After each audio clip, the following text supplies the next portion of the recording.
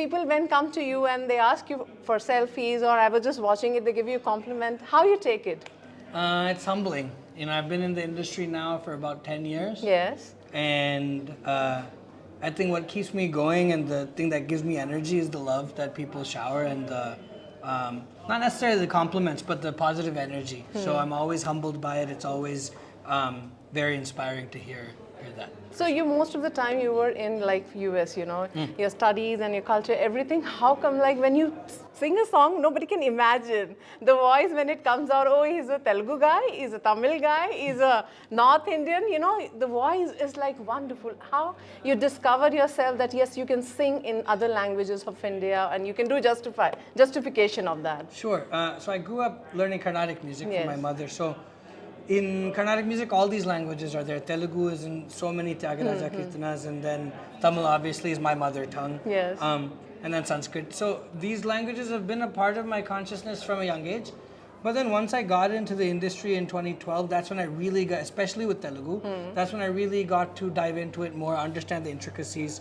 My first pure Telugu song was Adiga Adiga. Yes. So from that point, it's been a journey of really understanding the phonetics of the language and I guess respecting it and admiring it and taking it on as a lifelong journey. So in college days, do you sing like, you know, what kind of songs do you remember still at that stage of time, your college days, if you go back to your college days? Sure. So in college, I was singing lots of English songs. I was studying in Boston at Berklee College of Music, so I was writing a lot of my music songs, and then also lots of Carnatic practice. A.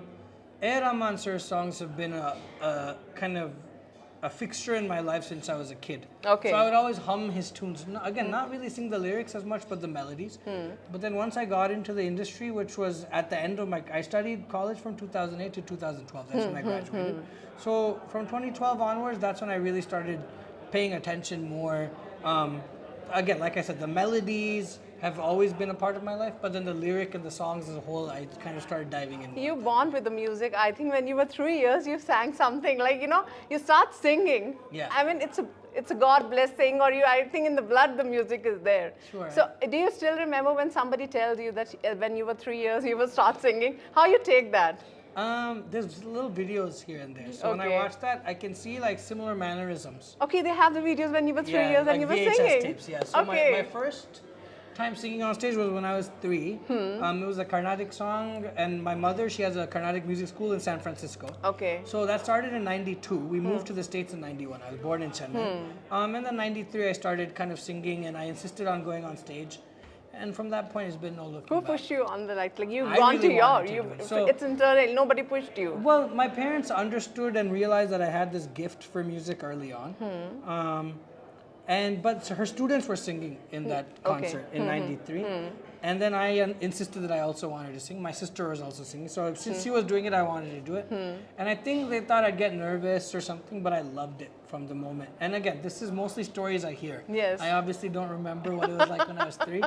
But I know seeing how I felt, like I think my earliest memory of singing was when 5 or 6 years old. Okay, you remember that. You must be Somewhat. singing. Yeah, I okay. have like some recollection of that. So I remember the feeling of not only singing on stage, but practicing at home and that deep resonance spiritually with music. So once I felt that, it was like an addiction. I had to like have it in my life. For So sure. there is a one song of your life that first time you sang and you just remember it whole of your life. Yeah. Hindi or like any Telugu or Tamil or For me, it was definitely a Carnatic song. okay. There's one.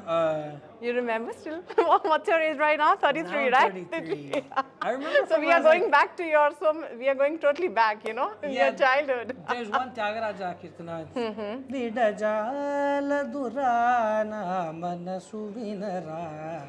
That's the first one that I kind of remember that I was. That at what age you sang, right? That was like 7. Great. 6 or 7, like around there. That's when Great. my mom taught it to me. And then, so that's the first one I remember. My grandfather, my mom's father, was also one of my gurus, both my mom and him.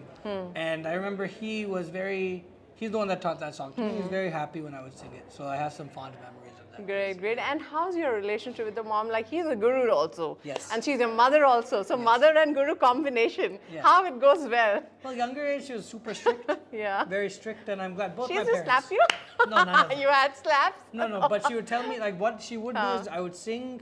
If I made a mistake, then I'd have to sing the lesson from the beginning again. Okay. Over and over and over. And as a kid, I She didn't was a have- strict mom. Super strict. Both of them. My parents were, again, so what they realized is that I had the gift. Yes. So they said, okay, if you have the gift, you have to make the most of it. So they were strict with me from a young age in terms of practicing.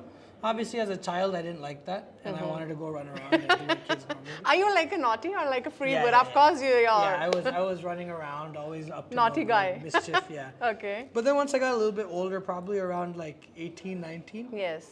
at that time I realized, okay, they instilled this discipline in me, and it can go a long way. So that's when I started really rigorously practicing on my own without my parents pushing me or anything. I was like, okay, this is something I'm very passionate about. And I, again, understood that I had something within myself.